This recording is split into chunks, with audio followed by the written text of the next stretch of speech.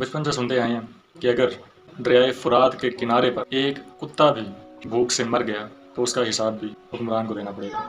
यहाँ पर एक शख्स, जीता जागता इंसान, हाथ जोड़ जोड़ कर अपनी आवाम से, हुक्मरानों से, साहिब इस्तात लोगों से अपील करता रहा कि मुझे किडनी का प्रॉब्लम है, डोनर मौजूद नहीं है, तो लिहाजा मुझे अमेरिका भेज दिया। $2 लाख वहाँ पर खर्चा था। ये नौजवान जो है ये और कोई नहीं, हमारे ही मुल्क का एक बड़ा मशहूर सिंगर असद अब्बास है, जिसने अपनी दर्द भरी आवाज़ में एक मशहूर ड्रामा रक्से बिस्मिल का टाइटल सॉन्ग गाया।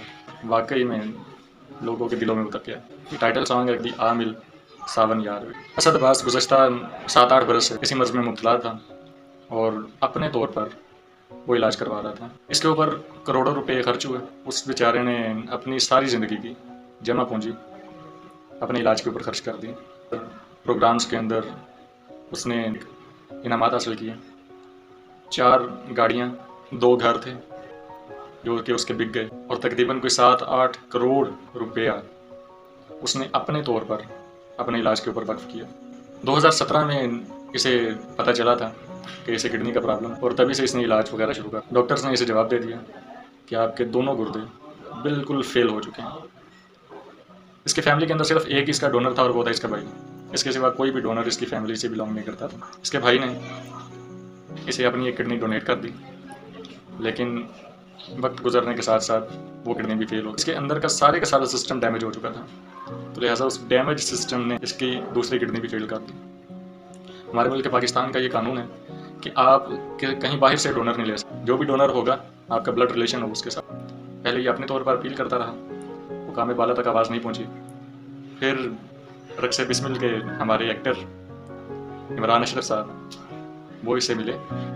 जब उन्हें इसकी हालत का अंदाज़ा हुआ तो उन्होंने अपने ट्विटर से एक अपील जारी की। उसके बाद क्या हुआ, ARY चैनल जो है वो इन्हें ऑन एयर लेता है, लेकिन वहाँ से भी किसी किस्म की कोई मदद इनके लिए नहीं की जाती। हम देखते हैं कि आम हालात के अंदर रमज़ानुल मुबारक का महीना होता है, हर TV चैनल के ऊपर बैठकर मुख्तलिफ लोग मदद की अपील कर रहे होते हैं और उनके लिए मदद जो है वो हमारी आवाम करती है, लेकिन मुल्क का मशहूर मरूफ सिंगर कोई भी शख्स इसकी मदद नहीं करता। चैनल ARY उसने खुद इसकी मदद नहीं की। पंजाब हुकूमत जो है नुमाइंदे भेजते हैं अपने, वो नुमाइंदे आते हैं, आकर तीमारदारी करते हैं, हाल अहवाल पूछते हैं, लेकिन किसी किस्म की कोई मदद नहीं की जाती। दिलासा दिया जाता है गवर्नमेंट खुद आपका इलाज करवाएगी, लेकिन इस दिलासे के सिवा कुछ भी नहीं होता। दुनिया के अंदर सबसे ज़्यादा चैरिटी करने वाले ममालिक में पाकिस्तान का शुमार होता है। इसी पाकिस्तान के अंदर रहते हुए यह नौजवान अपने हुकाम बाला से अपील करता रहा, हाथ जोड़ जोड़ कर और रो रो कर ये अपीलें करता रहा, तो इसकी बात को अनसुना कर दिया गया। एक इंटरव्यू मैंने देखा जिसके अंदर ये कह रहा है, मैं जब अपने खुदा से मिलूंगा उससे शिकायत करूंगा कि या अल्लाह तेरे बंदों ने मेरे साथ बड़ा जुल्म किया। मैं पूछना चाहता हूं कि गुज़श्ता हुकूमत के अंदर हमारे वज़ीर ख़ारजा साहब ने कितने बैरून मुल्क के दौरे किए, तो क्या गुज़श्ता हुकूमत इसे अमेरिका नहीं भेज सकती थी?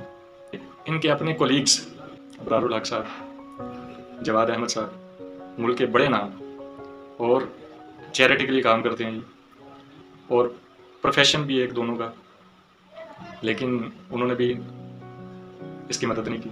अब ये भी देखें कि दुनिया के अंदर अब आर्टिस्ट होते हैं, उनकी बड़ी वैल्यू है, उन्हें गोल्ड की तरह रहता है, डायमंड की तरह उन्हें संभाल कर रखा जाता है।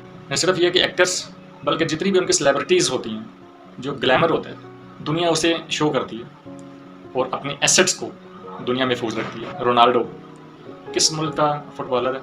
मेसी किस मुल्क का फुटबॉलर है? सभी को पता होगा। ये पता है कि उस मुल्क का जो साइंटिस्ट हैं वो कौन है, उस मुल्क का प्राइम मिनिस्टर कौन है, आर्मी चीफ कौन है, नहीं पता होगा। चूँकि ये सारे लोग जो हैं वो उन ममालिक के एसेट्स हैं और वो एसेट्स को एक्सपोज नहीं करते, वो एक्सपोज करते हैं ग्लैमर को, वो एक्सपोज करते हैं स्पोर्ट्स स्टार्स को। हम लोग अपने एसेट्स को एक्सपोज करते हैं और अपने ग्लैमर को दुनिया के अंदर हमने दिखाया ही नहीं है। दुनिया जानती ही नहीं कि पाकिस्तान के अंदर कौन कौन सा एक्टर है, कौन कौन सा सिंगर है, कितने अच्छे राइटर्स हैं, कितने अच्छे शायर हैं। तो ये जो लोग हैं इन्हें हमने छुपा कर रखा हुआ है।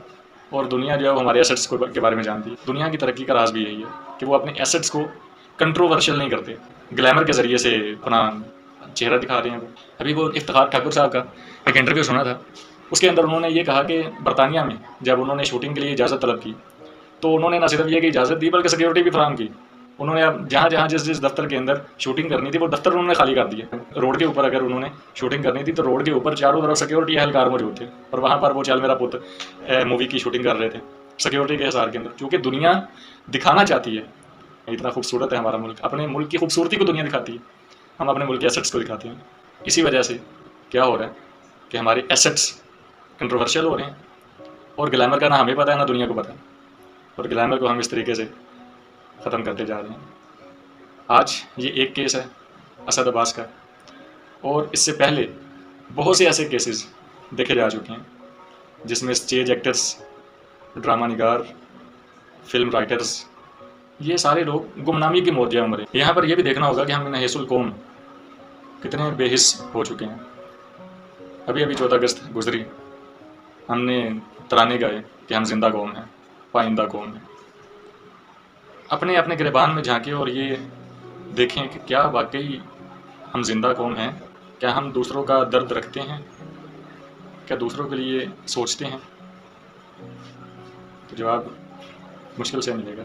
अगर यूँ कहा जाए कि हम एक मुर्दा माशरे के अंदर ज़िंदा हैं तो ये कहना बिल्कुल गलत नहीं होगा, क्योंकि हम लोग कब्र परस्त बन चुके हैं। जब कोई इंसान ज़िंदा है तो उसकी ज़िंदगी में उसकी वो अहमियत नहीं है कि जो अहमियत उसे मरने के बाद दी जाती है। तो हमें सोचना पड़ेगा कि हम इस वक्त किस दोराहे पर खड़े हैं। उम्मीद है कि इस वाक़े के बाद हमारी कौम के अंदर कुछ खुदारी जागेगी। बहुत शुक्रिया।